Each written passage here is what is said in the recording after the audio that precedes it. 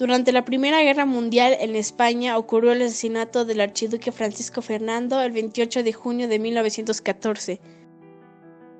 Mientras unos países se involucraron, otros permanecieron neutros a esta gran guerra, ya que no se metieron en conflictos a nivel mundial. Algunos países que permanecieron neutros durante la guerra, aparte de España, fueron Holanda, Luxemburgo, Dinamarca, Suiza y Suecia. España, en la Primera Guerra Mundial, se mantuvo neutral durante todo el conflicto. Pero este tuvo importantes consecuencias económicas, sociales y políticas para el país, hasta tal punto que se suelen situar en los años de la guerra el inicio de la crisis del sistema de la Restauración, que en 1923 se intentaría resolver mediante un golpe de Estado que dio paso a la instauración de la dictadura de Primo de Rivera. El periódico Liberal de Sevilla publica: "La guerra ha trastornado de tal manera la situación económica del país que hoy es imposible la vida. Muchas fábricas han cerrado, otros tienen a sus obreros a medio trabajo. Hay fábricas que están haciendo un soberbio agosto y sin embargo, estas no han aumentado sus jornales, a pesar de saber sus dueños que todo". Cuando se inició el conflicto europeo el 28 de julio de 1914, España era un país económicamente atrasado, con solo el País Vasco y Cataluña, con una industria importante, un país que tras el desastre del 98 y el posterior tratado con Alemania en 1899, se había quedado sin territorios de ultramar en América, Asia y Oceanía.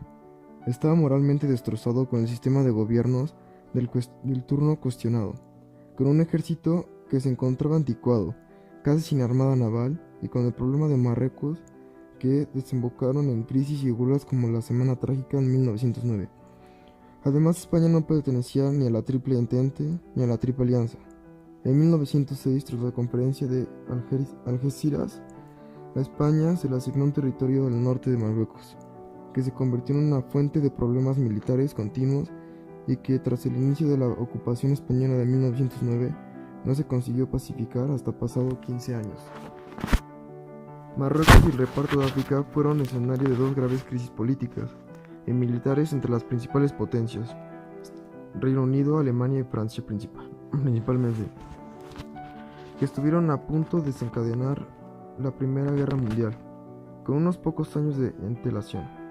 La primera crisis marroquí ocurrió en 1904 y se solucionó con la conferencia de Algeciras de 1906, y la segunda crisis marroquí en 1911 resulta tras un acuerdo franco-alemán en ese mismo año.